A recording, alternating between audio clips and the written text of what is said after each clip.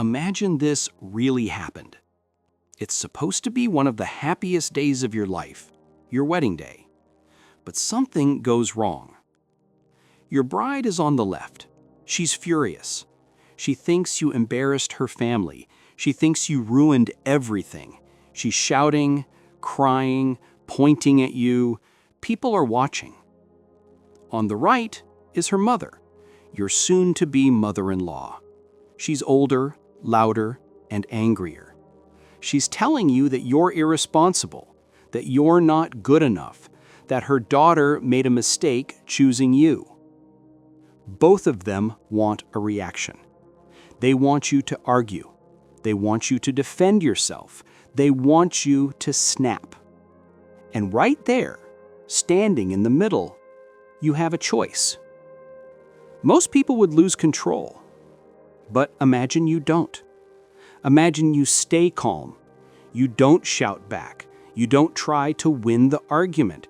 You don't explain yourself. You don't react.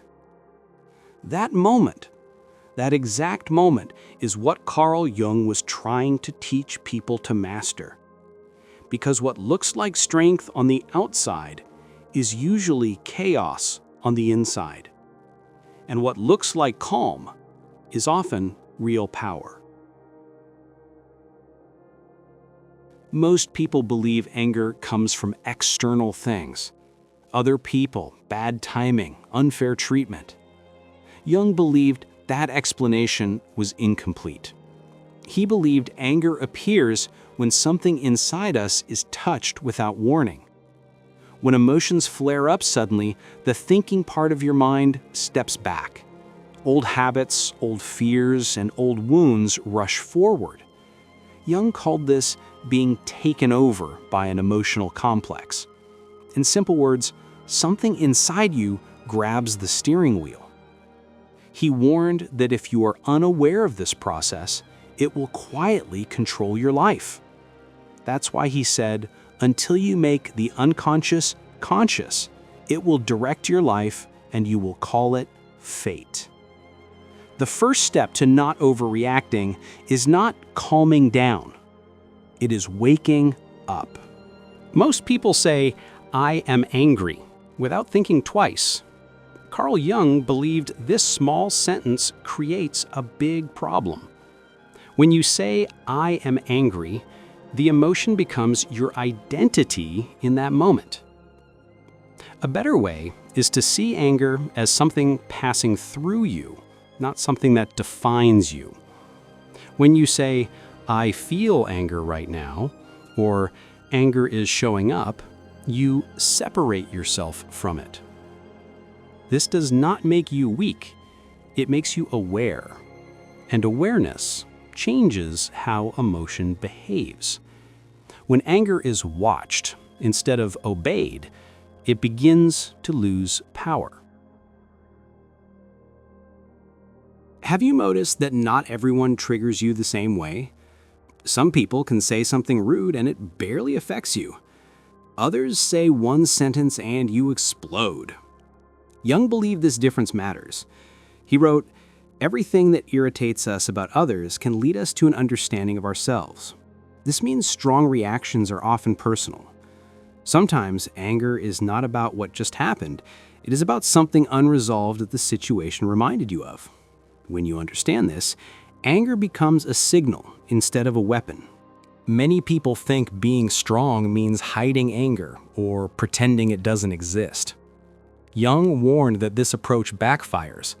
Suppressed emotions do not disappear. They wait. Later, they show up as sudden rage, bitterness, or passive aggression. True control is not about pushing anger away. It is about holding it without letting it act.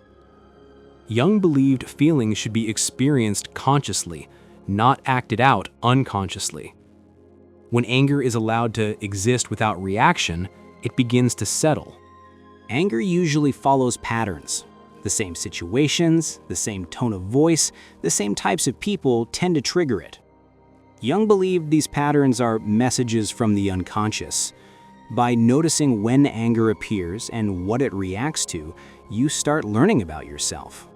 Once you see the pattern clearly, it stops feeling overwhelming. Familiar things are easier to manage than surprises.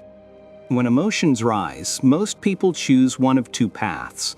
They either explode and regret it later, or stay silent and carry resentment. Jung believed both lead to problems.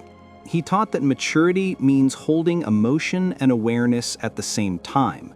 Before reacting, stepping back and asking, "What choice will I respect tomorrow?" creates space for clarity. That pause is often the difference between damage and dignity.